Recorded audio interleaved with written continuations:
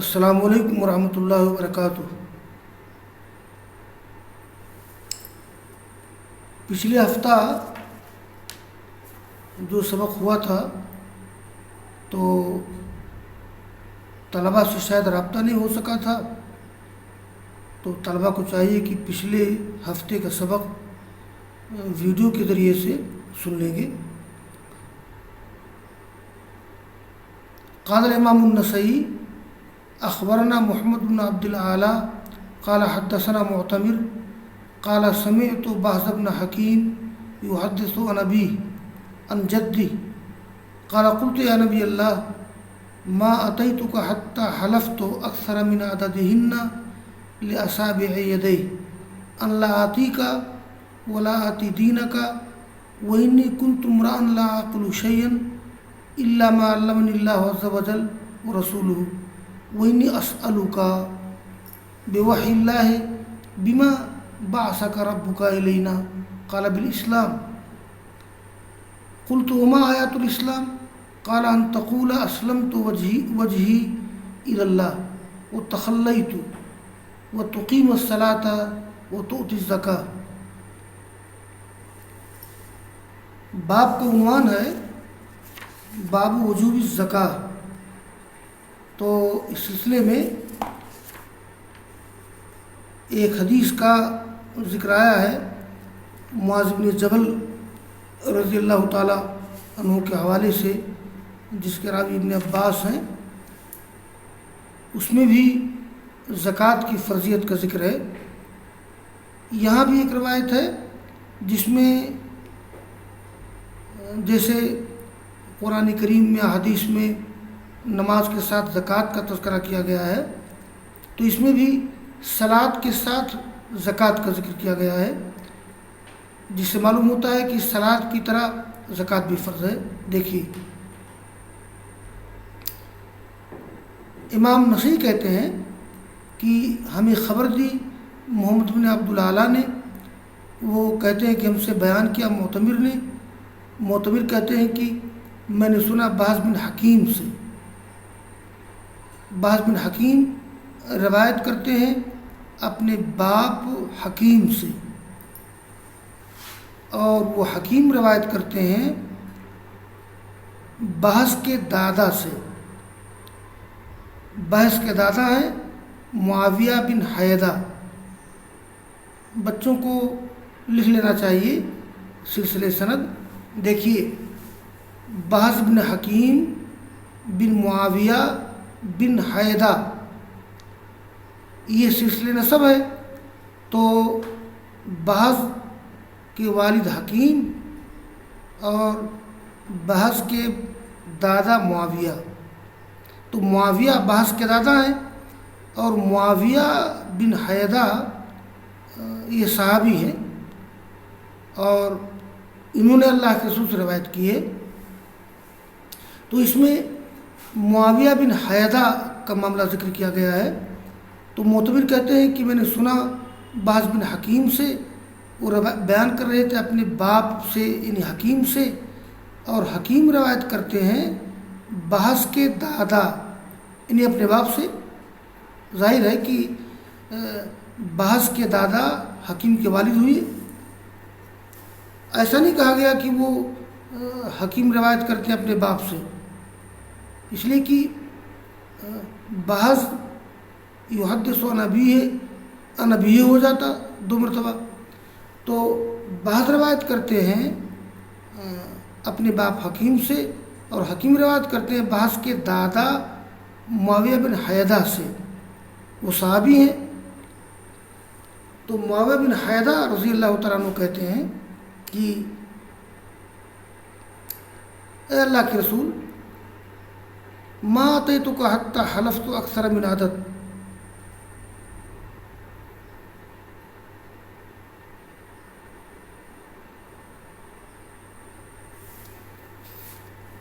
تو اسے معاویہ بن حیدہ کے مسلمان ہونے کا ذکر کیا گیا ہے۔ وہ کہتے ہیں کہ میں نے کہا اللہ کے رسول میں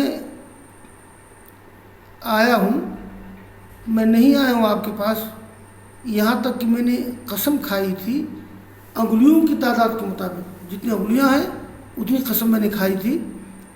یہ جب شروع میں مسلمان نہیں ہوئے تھے تب کی بات ذکر کر رہے ہیں کہ میں نہیں آیا آپ کے پاس یہاں تک کہ میں نے قسم کھائی تھی اکثر من عددہن لاصابع یدی، یعنی انگلیوں، ہاتھ کی انگلیوں کے تعداد سے زیادہ۔ کیا قسم کھائی تھی انہوں نے؟ کہ میں آپ کے پاس نہیں آؤں گا، ولا آتی دینک، نہ آپ کے دین کے پاس آؤں گا۔ مطلب یہ ہے کہ مجھے آپ نہیں پسند تھے، نہ آپ کا دین پسند تھا۔ وَإِنِّي كُنْتُ امْرَأً لَا أَعْقِلُ شَيْئًا، اور میں پہلے کچھ نہیں سمجھتا تھا، میں پہلے کچھ نہیں سمجھتا تھا، یعنی مسلمان ہونے سے پہلے، مگر جو ہم کو تعلیم دی اللہ عز و جل نے، اس کے رسول نے۔ یہ انہوں نے اپنی بات ذکر کی ہے کہ میں دور جاہلیت میں بالکل ناسمجھ تھا، اور اللہ کے رسول سے کہا کہ میں آپ کو پسند نہیں کرتا تھا۔ تو مسلمان ہونے کے بعد پھر ان کا مزاج بدل گیا، تو کہتے ہیں کہ یہ معاویہ بن حیدہ جب آپ کے پاس آئے تو کیا پوچھا؟ کہا کہ انی اسألک بوحی اللہ، میں آپ سے دریافت کرتا ہوں اللہ تعالیٰ کی وحی کے بارے میں، بما بعث ربک الینا، کہ تمہارے رب نے ہماری طرف کس چیز کے ساتھ بھیجا ہے۔ عرب کے لوگ بہت ہی جرأت کے ساتھ اور بغیر کسی تکلف کے بولتے تھے۔ ایسے عربی لوگ آتے تھے کہ آپ کو اللہ تعالیٰ نے کس چیز کے ساتھ بھیجا ہے؟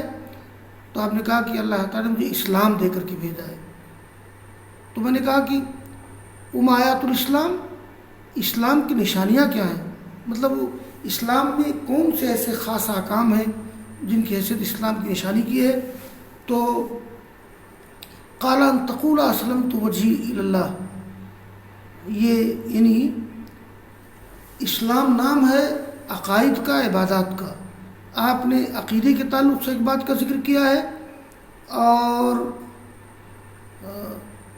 پھر عبادات کے تعلق سے 2 چیز کا ذکر کیا گیا ہے۔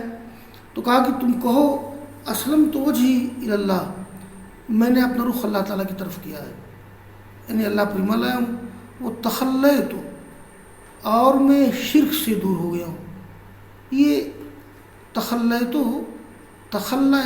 تخلین کے معنی ہوتا ہے خالی ہونا، التفرق۔ تو تفرقت، تخلیت، یا اس کا معنی ہے التبعد عن الشرک، یعنی شرک سے دور ہو جانا۔ تو آپ نے کہا کہ تم کہو کہ میں نے اپنے آپ کو تابع کر دیا اللہ تعالیٰ کے، وہ تخلیت، اور میں شرک سے دور ہو گیا، یا میرا دل شرک وغیرہ سے خالی ہو گیا۔ اور صلاۃ قائم کرو، زکوٰۃ دو۔ دیکھیے اقامت صلاۃ کے ساتھ ایتاء زکوٰۃ کا تذکرہ ہے، جیسا کہ قرآن کریم میں، حدیث میں ہے۔ یہی محل استدلال ہے۔ دوسری روایت ہے، قال اخبرنا عیسی بن مصاور قال حدثنا محمد بن شعیب بن شابور عن معاویہ بن سلام عن اخیہ زید بن سلام انه اخبره عن جدی ابی سلام عن عبد الرحمن بن غنم ان ابا مالک الاشعری حدثه ان رسول اللہ صلی اللہ علیہ وسلم قال اسباغ الوضوء شطر الایمان والحمد للہ تملأ المیزان والتسبیح والتکبیر یملأ السماوات والارض والصلاۃ نور والزکاۃ برہان والصبر ضیاء والقرآن حجۃ لک او علیک۔ یہ بڑی دلچسپ اور خوبصورت روایت ہے، اور اس میں ایک جگہ زکوٰۃ کا ذکر کیا گیا ہے، بلکہ میں نے بچوں کو شاید بتایا تھا کہ زکوٰۃ کو عربی زبان میں صدقہ بھی کہتے ہیں، یعنی الزکوٰۃ الصدقۃ، تو اس کے کئی نام ہیں۔ تو اس میں اس طرح سے زکوٰۃ کا ذکر کیا گیا ہے۔ دیکھیے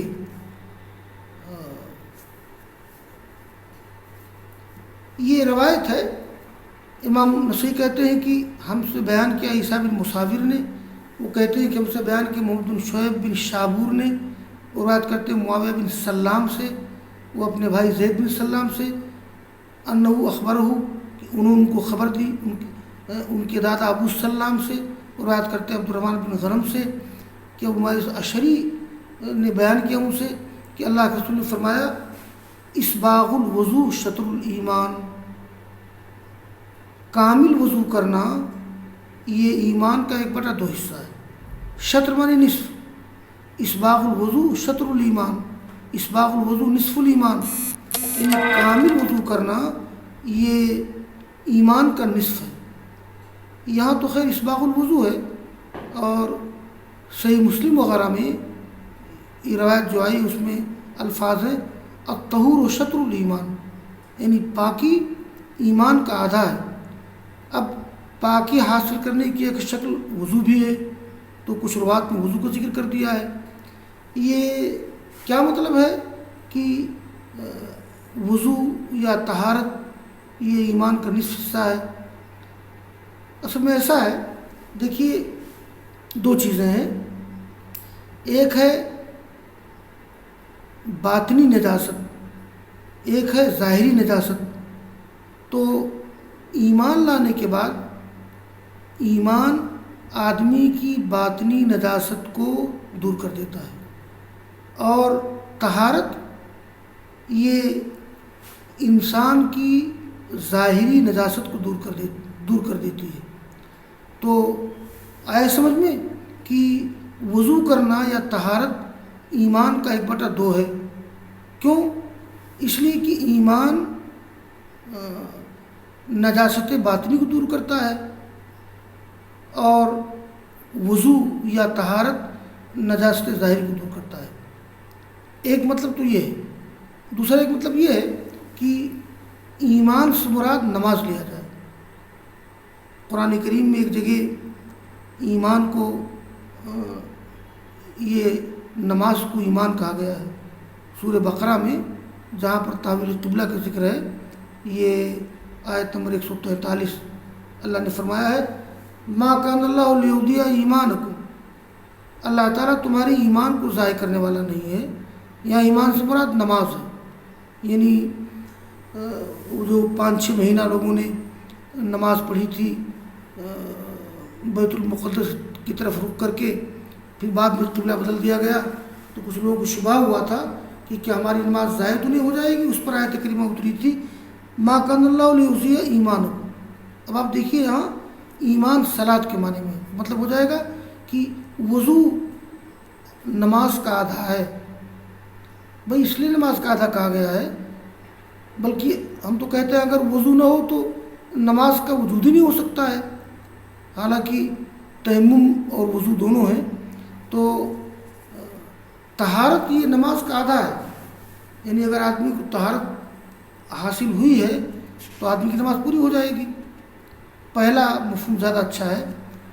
الحمدللہ، اللہ تعالیٰ کی تعریف کرنا یہ میزان کو بھر دیتا ہے، یعنی اگر الحمدللہ کو وزن کیا جائے تو ترازو کا پلڑا بھر جائے گا، اور سبحان اللہ کہنا، اللہ اکبر کہنا، یملأ السماوات والارض، یہ ہر ایک بھر دیتا ہے آسمان و زمین کو۔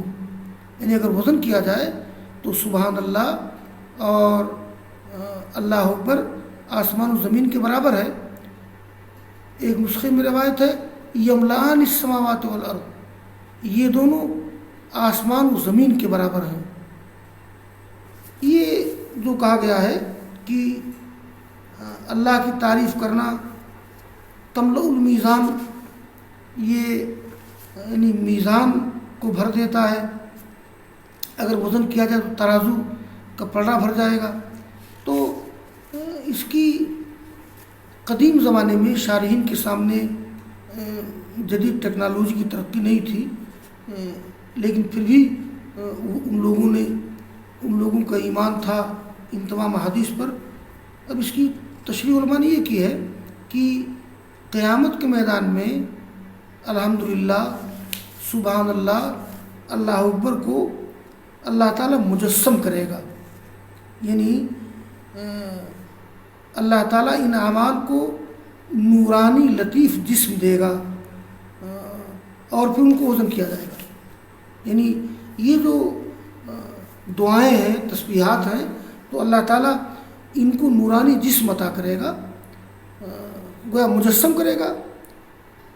یعنی جہاں جہاں بھی اعمال کو وزن کرنے کی بات ہے، جیسے قرآن کریم میں ہے کہ یوم نزول موازین القسط لیوم القیامہ، جب ہم یہ انصاف کا ترازو رکھیں گے قیامت کے دن، تو قیامت کے دن اعمال کو وزن کیا جائے گا. اور اعمال کے بارے میں یہ ہے کہ اعمال کے جسم تو ہے نہیں، بھائی روزہ رکھنا، نماز پڑھنا، صبر کرنا، الحمدللہ کہنا، سبحان اللہ کہنا، یہ مادی تو ہے نہیں، اس کا جسم تو ہے نہیں، تو کیا مطلب ہے، اس کو کیسے وزن کیا جائے گا؟ تو ایک بات تو یہ ہے کہ اللہ تعالیٰ ان تمام اعمال کو مجسم کر دے گا، تو لطیف نورانی جسم عطا کرے گا اور پھر ان کو وزن کیا جائے گا. اور دوسری اہم بات یہ ہے جدید ٹیکنالوجی کے اعتبار سے کہ موجودہ زمانے میں جسم کے ساتھ ساتھ اعراض و کیفیات کو بھی ناپ لیا جاتا ہے. اب جیسے دیکھیے پانی کا ٹھنڈا ہونا، جسم میں بخار کا ہونا، ہوا ہے، یا فضا میں ٹمپریچر کا کم ہو جانا، زیادہ ہو جانا، بھئی یہ ساری چیزیں کیفیات ہیں، اعراض ہیں. تو جدید ٹیکنالوجی کے زمانے میں تو اعراض و کیفیات کو وزن کر لیا جاتا ہے. تو موجودہ زمانے میں تو اس طرح کی احادیث کو یا احادیث میں اس طرح کی باتوں کو سمجھنا بڑا آسان ہے. میں اس لیے کہا کرتا ہوں کہ جدید دور کی ٹیکنالوجی نے، جدید علوم نے انسانوں کو اسلام کے قریب تر کر دیا ہے. تو جدید سائنس کے اعتبار سے کوئی مذاکرہ نہیں ہے. یہ الحمدللہ، سبحان اللہ، اللہ اکبر، اگرچہ یہ جسم نہیں ہے بلکہ اعراض ہیں، کیفیات ہیں، احوال ہیں، لیکن اللہ تعالیٰ ان اعراض و کیفیات کو تولے گا، وزن کرے گا. جیسے موجودہ زمانے میں انسان اعراض و کیفیات کو، ہوا کو، برودت کو اور حرارت کو تول لیتا ہے. اب دیکھیے آدمی کے جسم میں کتنا بخار ہے، آدمی کا بلڈ پریشر کتنا بڑھا ہوا ہے. یعنی مشین لگائیے اور مشین بتا دیتی ہے کہ بلڈ پریشر اتنا ہے، حرارت اتنی ہے، برودت اتنی ہے، پانی میں ٹمپریچر کتنا ہے، یا گاڑی کی پہی میں ہوا کتنی ہے، اس کو ناپ لیا جاتا ہے. اسی طرح سے اللہ تعالیٰ ناپ لے گا یہ الحمدللہ، سبحان اللہ، اللہ اکبر کو. آگے کہا گیا الصلاۃ نور، نماز روشنی ہے. کیا مطلب؟ نماز ایسی روشنی ہے جو دلوں کو منور کر دیتی ہے. نماز پڑھنے سے آدمی کے دلوں میں روشنی پیدا ہوتی ہے، آدمی کے چہرے پر تازگی آتی ہے. دیکھیے نمازی دیندار کے چہرے پر رونق رہتی ہے. تو نماز روشنی ہے، زکوٰۃ برہان ہے. یہ اس ٹکڑے کا تعلق ہے باب وجوب زکوٰۃ سے. حالانکہ اس میں زکوٰۃ کے وجوب کا ذکر تو نہیں کیا گیا ہے، لیکن زکوٰۃ کا تذکرہ کیا گیا ہے. اسی کو مناسبت ہے باب وجوب زکوٰۃ سے. زکوٰۃ برہان ہے، یعنی زکوٰۃ دلیل ہے. کیا مطلب؟ یعنی زکوٰۃ آدمی کے ایمانی دعوے کی صداقت کی دلیل ہے. یہ جو کہا، یہ الزکوٰۃ برہان، الزکوٰۃ دلیل علی صدق صاحبها فی دعوی الایمان اذ الاقدام علی بذل المال خالصا للہ لا یکون الا من صادق فی ایمانہ. مطلب یہ ہے کہ زکوٰۃ ادا کرنا یہ دلیل ہے کہ زکوٰۃ ادا کرنے والا اپنے ایمان کے دعوے میں سچا ہے. اس لیے کہ کوئی شخص خالص اللہ کے لیے مال اس وقت خرچ کر سکتا ہے جو اپنے ایمان میں سچا ہو. تو زکوٰۃ دلیل ہے. صبر ضیاء ہے. صبر کا ترجمہ بعض شارحین نے صوم کیا ہے. اصل میں صبر کے معنی ہوتے ہیں ضبط نفس، نفس کو کنٹرول کر لینا. تو صبر ضیاء ہے، یعنی صبر روشنی ہے یا صوم روشنی ہے. اور یہ کہا گیا کہ الصلاۃ نور و وہ صبر و ضیاء. میں طلبہ کو بتا دوں کہ نور اور ضیاء میں کیا فرق ہے. نور ہلکی دھیمی روشنی کو کہتے ہیں اور ضیاء تیز روشنی کو کہتے ہیں. دیکھیے قرآن کریم میں اللہ نے فرمایا ہے کہ هو الذی جعل الشمس ضیاء والقمر نورا. وہی وہ اللہ ہے جس نے سورج کو تیز روشنی والا بنایا اور چاند کو نور بنایا. تو قرآن کریم میں سورج کی روشنی کے لیے ضیاء اور چاند کی روشنی کے لیے نور استعمال کیا گیا ہے. تو کیا معلوم ہوا کہ یہ نور ہلکی دھیمی روشنی کو کہتے ہیں اور ضیاء کسے کہتے ہیں؟ نور قوی. تو یہ نور ہلکی دھیمی روشنی، چاند کی روشنی ہلکی دھیمی ہوتی ہے، اور یہ صبر کو ضیاء کہا گیا ہے اس لیے کہ صبر ضبط نفس یہ سب سے بڑی چیز ہے. اگر ضبط نفس آدمی کے اندر آ جائے تو آدمی نمازی ہو جائے گا، زکوٰۃ ادا کرے گا. اس لیے صلاۃ نور ہے اور صبر یعنی صوم یا ضبط نفس یہ روشنی ہے. قرآن تمہارے لیے حجت ہے یا تمہارے خلاف حجت ہے؟ یہ لام آتا ہے منفعت کے لیے، الا آتا ہے مضرت کے لیے. یعنی قرآن حجت ہے تمہارے لیے یعنی تمہارے فائدے کے لیے، قرآن حجت ہے تمہارے فائدے کے لیے، یا قرآن حجت ہے تمہارے خلاف. کیا مطلب ہے اس کا؟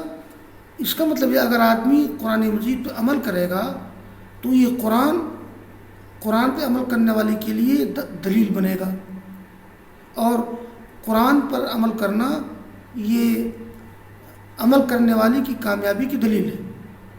اور اگر کوئی شخص قرآن پہ عمل نہیں کرتا ہے تو قرآن اس کے خلاف دلیل ہے. یعنی یہ ہے کہ یہ قرآن پہ عمل نہ کرنا اس کے زوال کا، اس کے انحطاط کا، اس کی بددینی کا اور اس کے جہنم میں جانے کا سبب ہے. تو یہ القرآن حجت لک ان عملت به او علیک ان لم تعمل به، یعنی او علیک ان قرأته بلا عمل به. تو اگر القرآن حجت لک ان عملت به او حجت علیک ان قرأته بلا عمل به، یعنی قرآن تمہارے لیے حجت ہے تمہارے فائدے کے لیے اگر تم اس پر عمل کرو، یا تمہارے خلاف حجت ہے اگر قرآن کو پڑھو بغیر عمل کے. تو قرآن آدمی کے لیے نفع بخش بھی ہے، نقصان دہ بھی ہے. اگر آدمی قرآن پہ عمل کرے گا تو اس سے فائدہ پہنچے گا، اگر آدمی قرآن پہ عمل نہیں کرے گا اس سے آدمی کو نقصان پہنچے گا. قرآن کریم اس کا تذکرہ ایک جگہ آیا ہے کہ اللہ تعالیٰ کچھ لوگوں کو قرآن کے ذریعہ، قرآن کی آیت ہے یا حدیث کا ٹکڑا ہے، اللہ تعالیٰ کچھ لوگوں کو قرآن کے ذریعہ پستی عطا کرتا ہے، کچھ لوگوں کو بلندی دیتا ہے. بس واخر دعوانا ان الحمد للہ رب العالمین.